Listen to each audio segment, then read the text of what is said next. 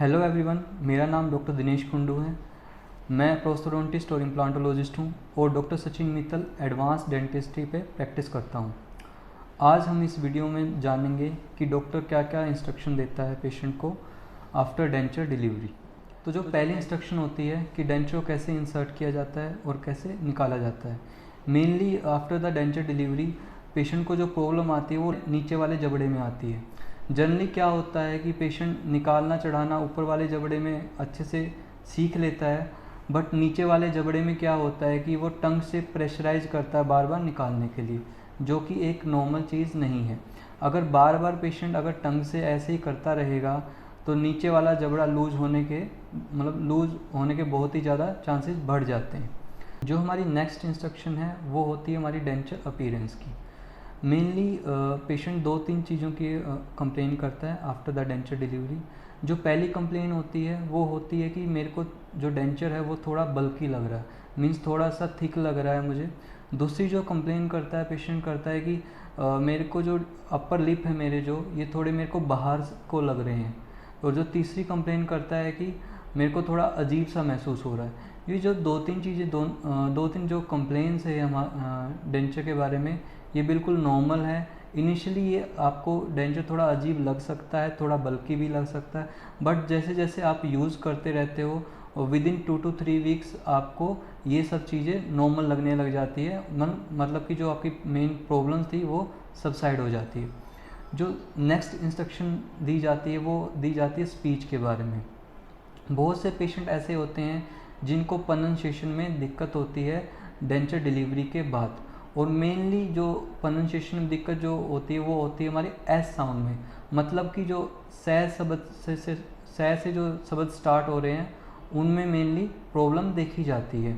जैसे कि पेशेंट को जब बोलना होता है सहारनपुर, या किसी का नाम लेना होता है साहिल, या कुछ और जो सै से शब्द बोले जाते हैं लाइक सरस्वती, तो इन केसेस में पेशेंट को प्रोनंसिएशन करने में दिक्कत आती है।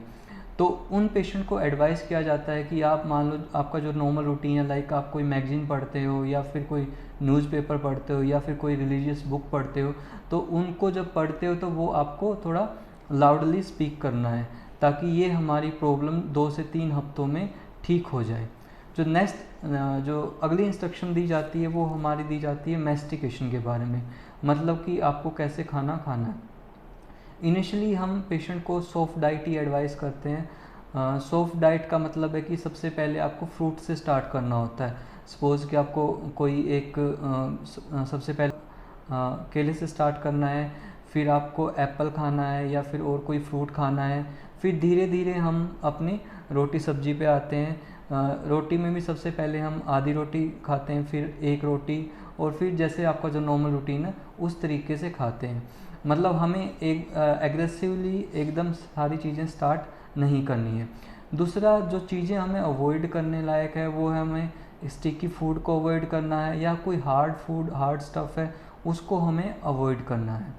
जो नेक्स्ट इंस्ट्रक्शन है वो है हमारी कि हम कैसे हाइजीन को मेंटेन करना है।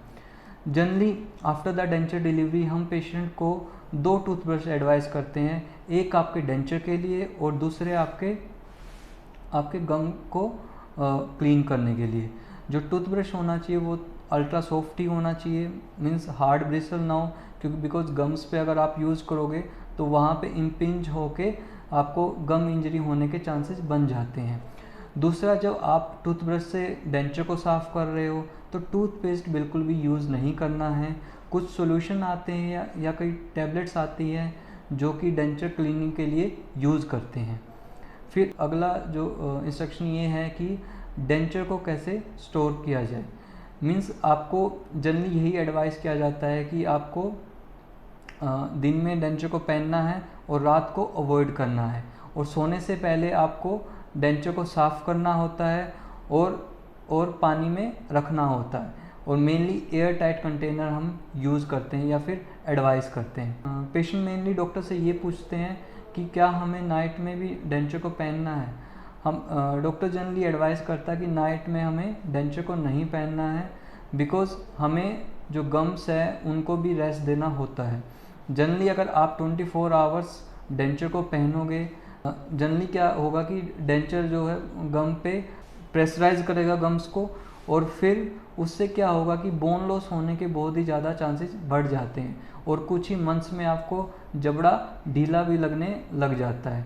तो इसीलिए एडवाइस किया जाता है कि आपको सिर्फ दिन में पहनना है और कम से कम 12 घंटे का हमें रेस्ट देना हमारे गम्स को। आपको अगर ये वीडियो अच्छी लगी तो इसको चैनल को सब्सक्राइब करना, इसको लाइक करना और शेयर करना। Thank you so much, keep smiling.